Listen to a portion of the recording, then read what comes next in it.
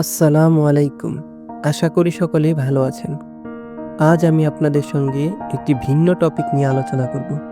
তা হচ্ছে চিনির ক্ষতিকারক দিক। আলোচনা করব চিনিকে কেন তামাকের সাথে তুলনা করা হয়। আরও আলোচনা করব চিনির আসক্তি থেকে বাঁচার উপায়। আমাদের সাথেই থাকুন। চা কিংবা কোনো সুস্বাদু খাবার তৈরিতে এর জুড়ি নেই। অথচ এই চিনিকেই কিনা তামাকের মতো ক্ষতিকর বস্তুর সাথে তুলনা করা হয়েছে। এমন অবিশ্বাস্য তথ্য দিয়েছেন যুক্তরাজ্যের ইউনিভার্সিটি অফ লিভারপুলের গবেষক।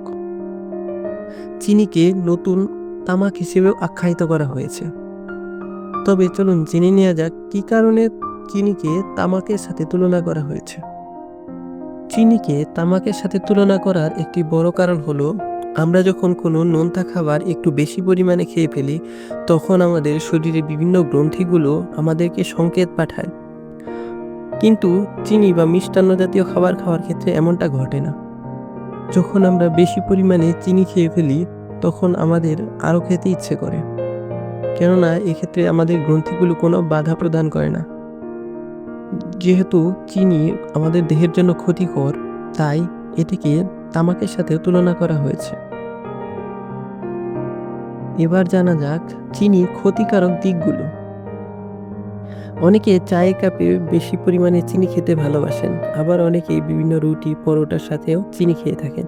তবে এর রয়েছে অনেক ক্ষতিকারক দিক, যেমন লিভারে ক্ষতি করে। অতিরিক্ত চিনি খাওয়ার কারণে লিভারের চারপাশে অতিরিক্ত চর্বির একটি স্তর তৈরি হয়। এর ফলে লিভারের আকৃতি পরিবর্তন সহ লিভারের কার্যক্ষমতা নষ্ট হয়ে যেতে পারে।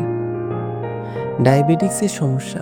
গবেষণায় দেখা গেছে একজন ব্যক্তি যদি দৈনিক চিনি থেকে 150 ক্যালোরি গ্রহণ করে তাহলে তার ডায়াবেটিক্সের ঝুঁকি বেড়ে প্রায় 1.1% হয়ে যায়। রক্ত চলাচলে বাধা। অতিরিক্ত চিনি আপনার রক্ত চলাচলকে বাধা প্রদান করতে পারে। এটি ধমনীর দেয়ালের পুরুত্ব বাড়িয়ে ফেলে, ফলে বেড়ে যায় রক্তচাপ এবং এর ফলে দেহে নানা ধরনের সমস্যা তৈরি হতে পারে। অতিরিক্ত চিনি গ্রহণের ফলে আপনার মস্তিষ্কের কার্যক্ষমতা কমে যায় স্মরণ শক্তি। হতে পারে অ্যালঝেইমারের মতন রোগও। ফ্যাট। অতিরিক্ত চিনি খেলে দ্রুত আপনার তলপেট, চিবুক এবং অন্যান্য জায়গার ফ্যাট জমতে শুরু করে। দৈনিক বেশি থেকে বেশি পরিমাণে চিনি খেলে আপনি দ্রুতই মোটা হতে থাকবেন। ত্বকের সমস্যা। অতিরিক্ত চিনি খাওয়ার কারণে আপনার ত্বকে খুব দ্রুতই বলিরেখা পড়তে শুরু করবে, আর তাই বয়স হওয়ার আগেই বয়স্ক দেখা দিতে পারে। এছাড়াও রয়েছে চিনির আরও অনেক সমস্যা। এখন জেনে নেওয়া যাক একজন প্রাপ্তবয়স্ক মানুষের কী পরিমাণ চিনি গ্রহণ করা যেতে পারে। চিকিৎসকরা বলেন দিনে সর্বোচ্চ 5 চা চামচ চিনি খাওয়া নিরাপদ, তবে না খেতে পারলে ভালো, যেহেতু এর অনেক ক্ষতিকারক দিক রয়েছে। অনেকেরই চিনির প্রতি মোহ জন্মে যায়। এর থেকে বাঁচার উপায় সম্পর্কে কিছুটা আলোচনা করা হলো। চিনির মোহ থেকে বাঁচতে খাদ্যাভ্যাসের পরিবর্তন করতে হবে। যে ধরনের খাবার খেতে পারেন, চিনির প্রতি তীব্র মোহ কমাতে চিনির বিকল্প বেছে নিতে হবে। সাদা চিনি খাওয়া একেবারে বাদ দিতে হবে। লাল চিনি সাদা চিনির থেকে কম ক্ষতিকর। এছাড়া মিষ্টি ফল, ফলের সালাদ বা কাস্টার্ড ভালো সমাধান।